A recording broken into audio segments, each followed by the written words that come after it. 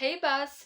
Alors j'ai pris de mon temps, j'ai procrastiné pour faire cette vidéo, mais let's do it! Aujourd'hui, je voudrais te parler de l'assistanat virtuel, de son histoire, de ce qu'est l'assistanat virtuel, de ce que n'est pas l'assistanat virtuel, de comment vendre tes compétences à distance. Donc, commençons par le commencement, c'est-à-dire son histoire. Alors, des entreprises ont commencé à déléguer certaines tâches à d'autres entrepreneurs dans les années 1880.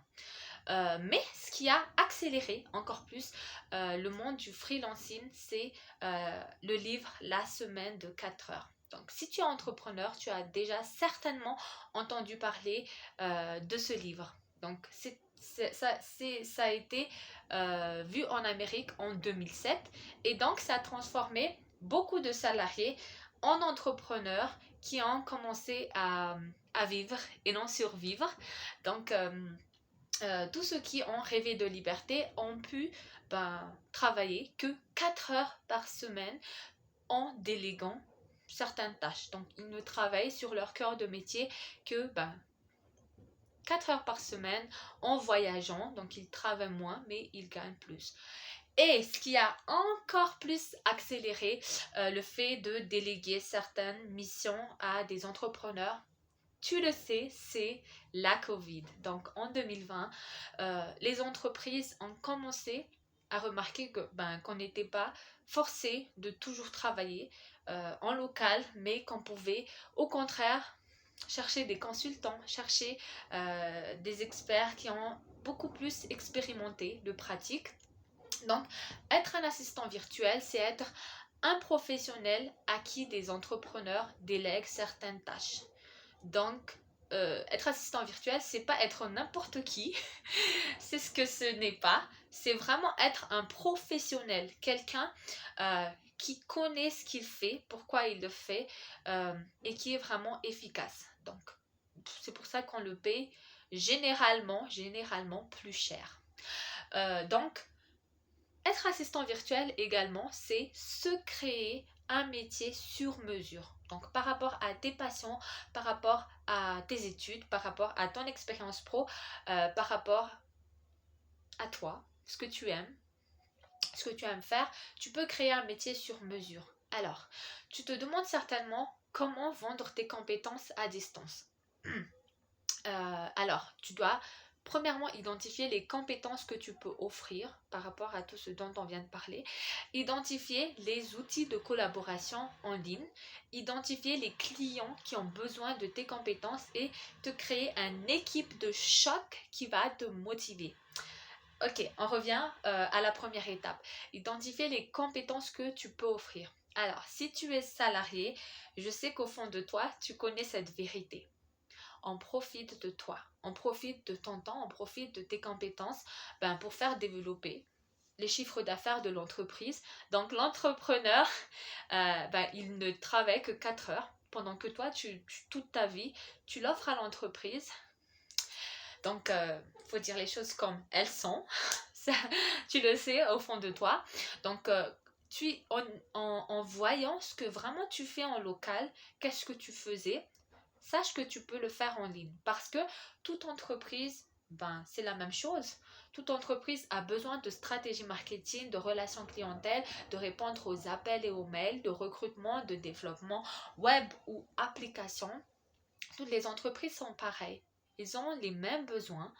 Et d'ailleurs, en général, il y a beaucoup de choses en local qu'on te fait faire mais qui ne sont même pas efficaces. Et donc, le fait que les entrepreneurs te délèguent certaines tâches et qu'ils ne paient que le nécessaire, généralement, toute entreprise gagne entre 5 000 € à 7 000 €, voire plus par an, en utilisant des freelances. Donc, deuxième étape, c'est identifier les outils de collaboration en ligne. Alors,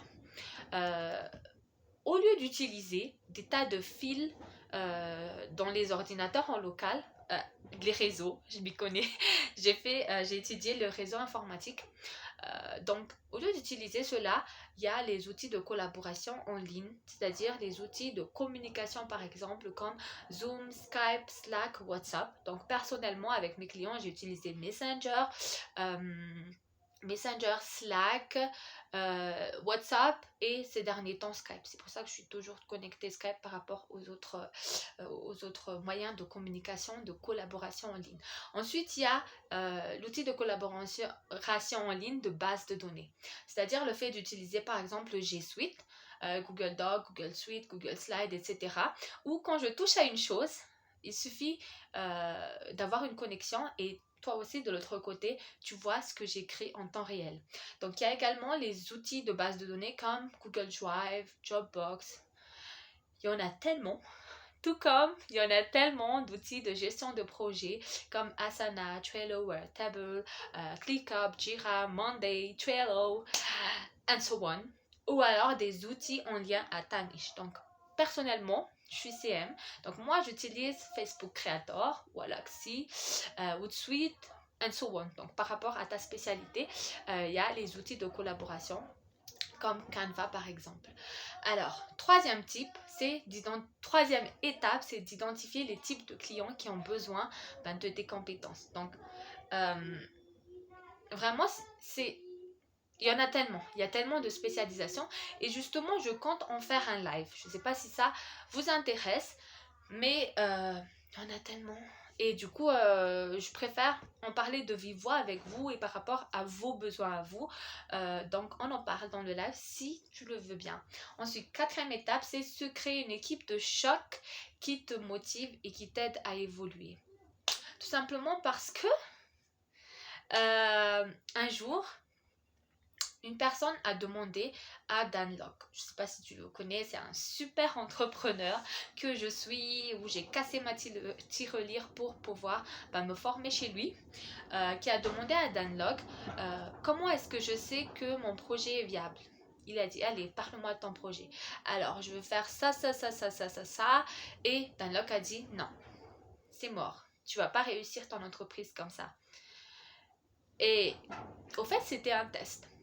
Le fait de demander à un entrepreneur, le fait qu'il y ait des choses contradictoires, c'est-à-dire que quand tu es entrepreneur, tu construis un rêve que toi seul tu vois, que personne d'autre ne voit à part toi.